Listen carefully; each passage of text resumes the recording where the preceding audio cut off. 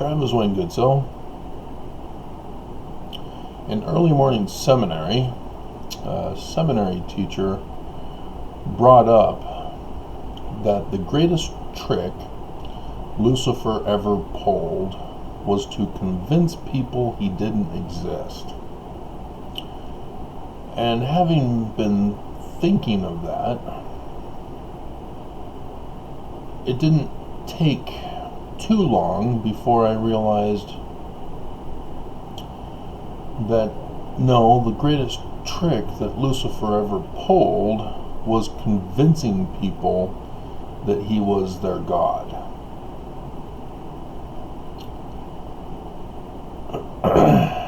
I got that because of selections from the book of Moses, where Moses confronts Lucifer,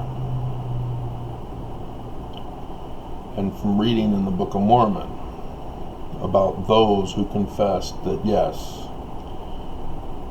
the devil deceived me and I knew it was wrong, so I'm confessing.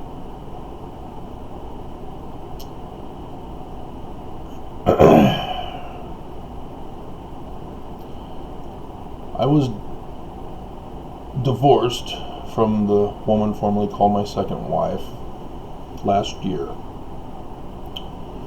as we were entering into coronavirus, as I was trying to warn her that she needed to stay home. And she wasn't catching on. She didn't understand the seriousness, because our government wasn't taken seriously, and the church was slow to close. And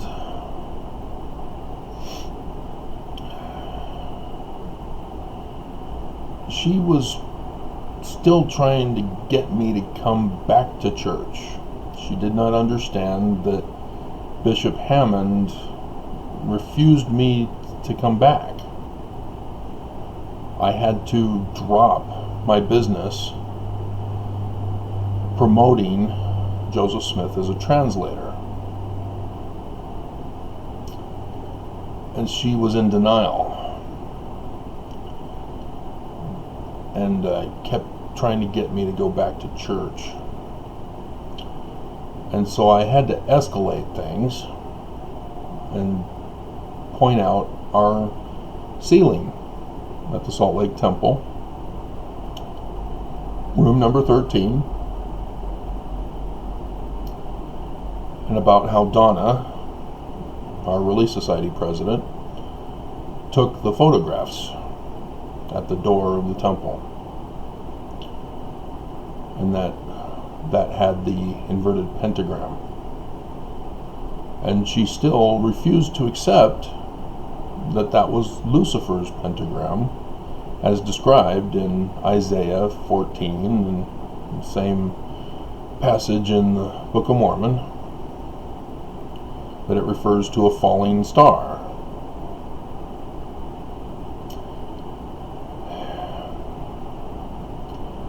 And so I brought it up with her, what is it going to take? If President Nelson introduced in April 2020 General Conference Lucifer as the God we worship, would you finally then say, okay, you're right, Travis, I need to get out? She thought that was not going to happen. Nelson would never present Lucifer as the Mormon God. Well, as we all now know,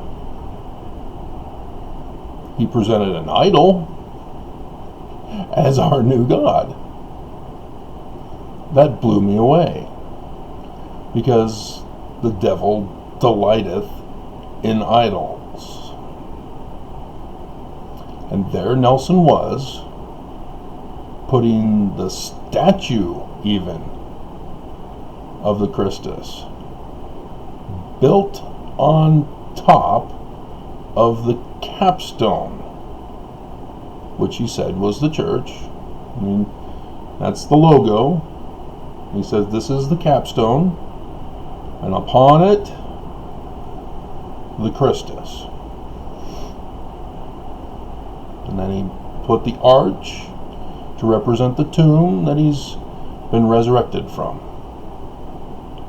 Not his ascension, his resurrection. I'd always been taught, even into my mission days, and had to explain to people on my mission why we don't wear the cross. Because Jesus ascended into heaven. We don't focus on his crucifixion. We focus on his ascension. And here Nelson was, focusing on resurrection, placing the statue idol Jesus, carving it on top of the cornerstone, which he said was the church. Cornerstone is Jesus. It's straight from Scripture. Now, you've got to have other foundation stones, and the Scripture says that those are the apostles. But Nelson, no. The church is the only cornerstone, the only foundation. And upon it is our God. The symbolism for that, I couldn't believe. Because if he wanted the Christus as part of the logo, you don't put it on top. You put Jesus right there as the cornerstone, with the Church of Jesus Christ of Latter-day Saints as the rest of the foundation. So it would be Jesus and then the church, all on the same level, if he wanted to do it accurately as Mormons understand it. But nope. Jesus is on top of the church. He is not the foundation.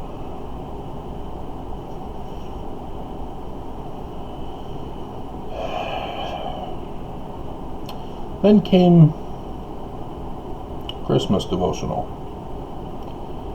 And he quoted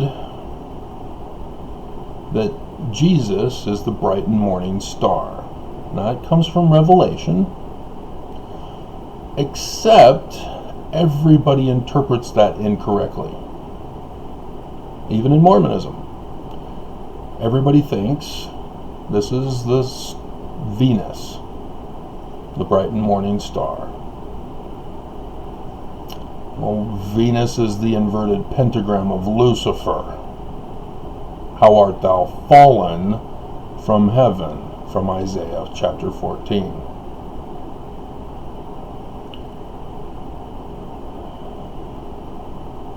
Here Nelson was comparing Jesus to the incorrect interpretation of the bright and morning star.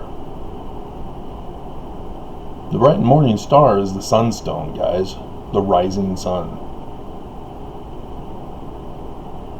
That's the correct interpretation from Revelation. But there's nobody who understands that.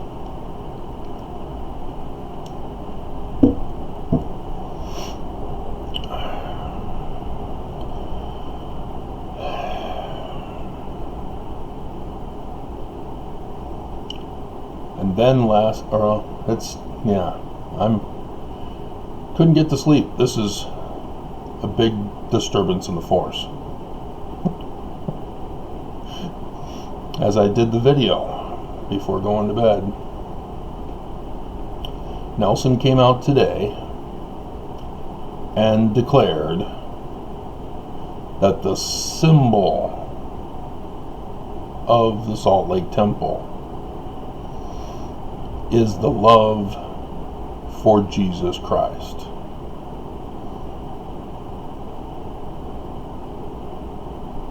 If you don't know the symbol on the Salt Lake Temple, you wouldn't understand.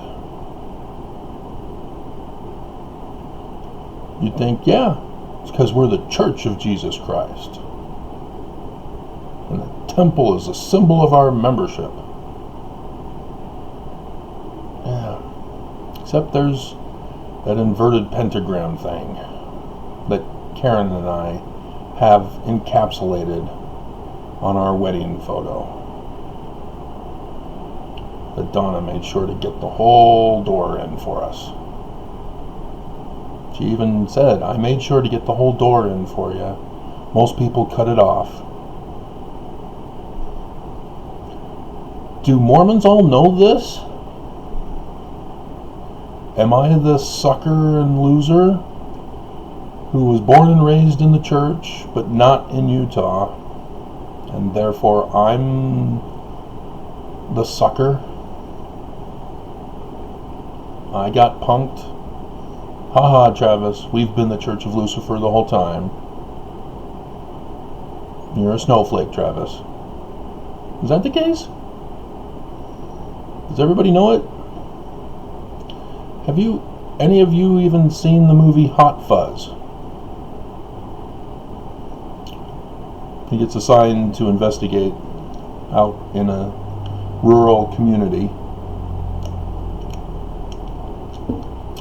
Uncovers a dark secret of the town. They hold secret meetings, secret rituals.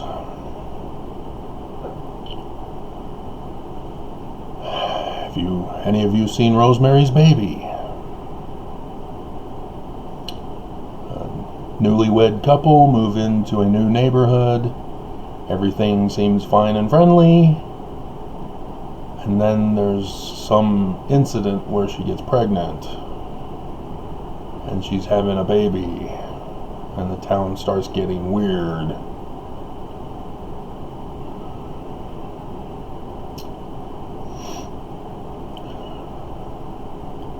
There have been lots of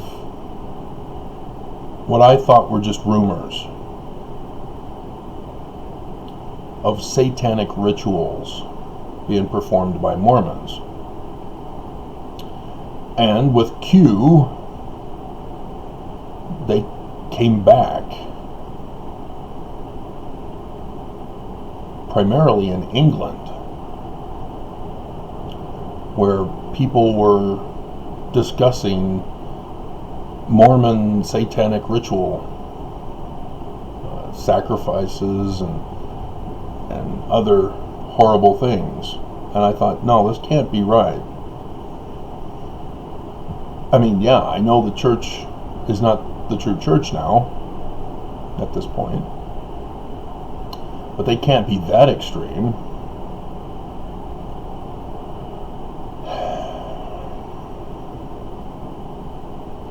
And then I found out Nelson's daughter was being sued by 6 people for when they were little children, and claiming that they were victims of satanic ritual pedophilia in his daughter and her husband's bountiful home. That's been erased now from Nelson's Wikipedia page. That used to be in there. It's gone now.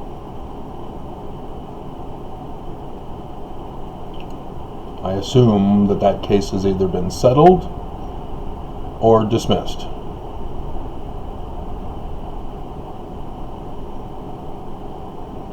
And so it's now missing from the history books as to whether it actually happened or whether it was dismissed.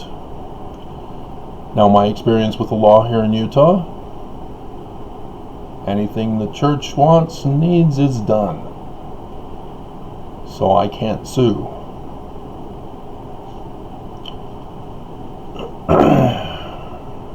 So did these people get shut down? I don't know. I may never know.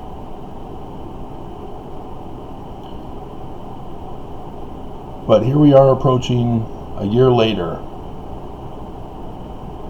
and Nelson pulls this stunt on a Friday night. Friday night news dump, knowing that Mormons will likely miss it.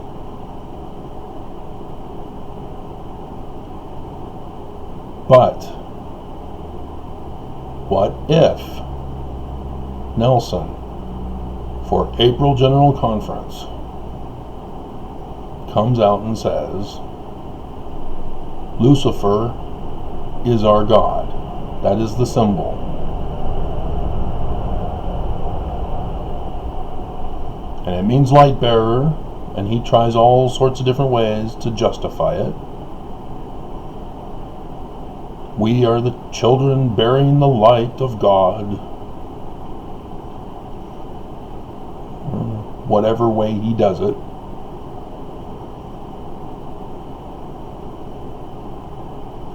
And maybe he won't come right out and make the direct saying that we're Luciferian. He'll start with, we're light bearers. Our God is a light bearer, the source of bearing of light.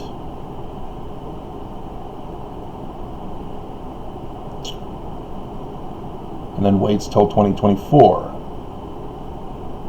when the temple is finished and it's being dedicated. I caught him trying to restore polygamy with the law of chastity. That's my #1 video on this channel. And the church has made sure to shut me down so that I never have a video that big ever again.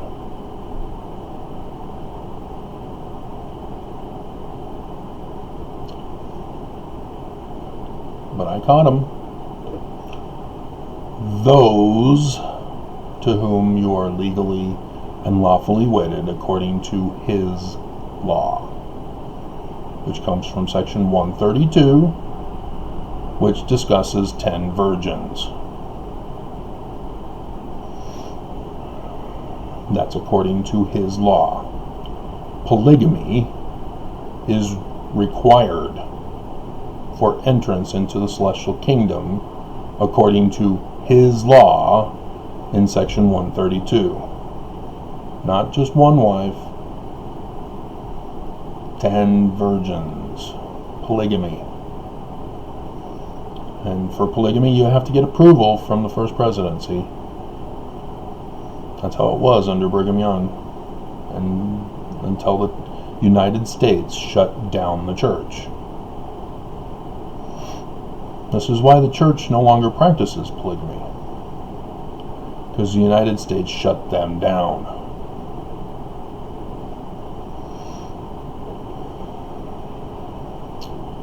Church was completely disincorporated. It ceased to exist as a religious entity. And we aren't told this as Mormons. We aren't told why the University of Utah was once Brigham Young University. We aren't told about the brothels and the tobacco plantation and the brewery. At least I wasn't. Maybe the rest of you already know all this, and I'm the sucker and the loser.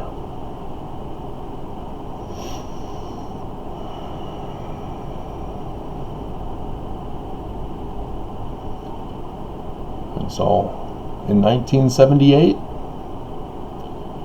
the church makes a big announcement allowing blacks into the church. Oh great, we're no longer racist?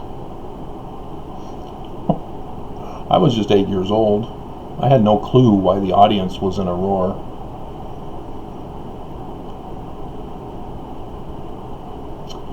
But wouldn't you know it, also in 1978, as if in coordination, a kind of quid pro quo, the United States of America does away with that act, the Edmunds-Tucker Act, that shut down the church for polygamy. Same year. So what are you going to do, Mormons? Unless you already know, and you're just waiting for Nelson to say the magic words so that you can cheer, Hail Satan. What will you do if you don't know and you're a sucker and a loser like me? Are you just going to go along with it? Stay quiet?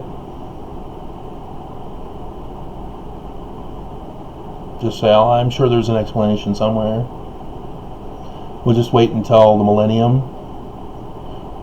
We'll wait until I'm dead. It's not essential to my eternal salvation. What are you going to do? Because he's already made it clear. I mean, the Book of Mormon already made it clear.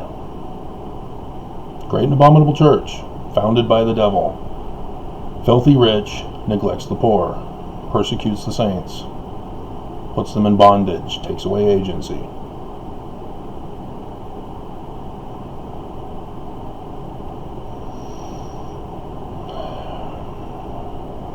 So, what are you going to do? I'm troubled, and I already knew the information. It's just difficult to actually read it from the horse's mouth. But what are you going to do? Are you going to continue to deny, ignore my videos? What about you cancel culture generation that I can't get to watch my videos? Or your children whom you're ordering not to watch my videos? How are you going to handle it? Your biggest challenge yet. Do you cancel culture your own church for worshiping Lucifer as their god? Do you think you're up for the challenge to take down the very church that you attack me with? Those who are regulars in putting a thumbs down. What about you guys? You're no longer listening. Are you going to put a thumb? Yeah, you will. So the question is, did you already know? Say when last year's Black Lives Matter protests went out, the racism of Brigham Young was brought up again. Kwaku, the token black man for the apologetic group of the church, did a special video trying to justify being Mormon, which is a white supremacist racist group.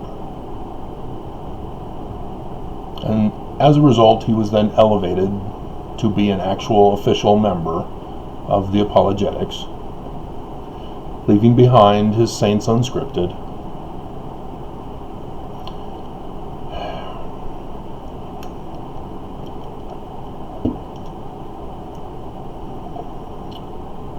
And I still am concerned about Burgess Owens, who sold his soul to save his financial problems.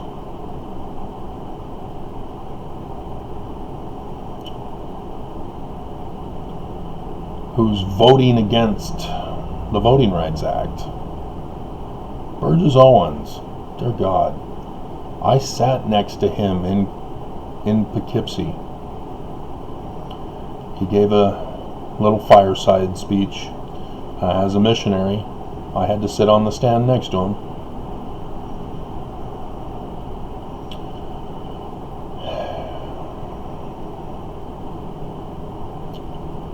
What are you going to do? when you are faced with that? Or are you going to be like my ex and just deny, and when it happens, just reinterpret it to justify continuing with the church? That no, it's not really Lucifer, it's light bearer, Travis.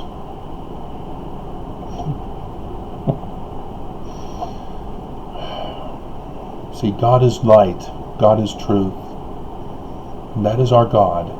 He's the light bearer.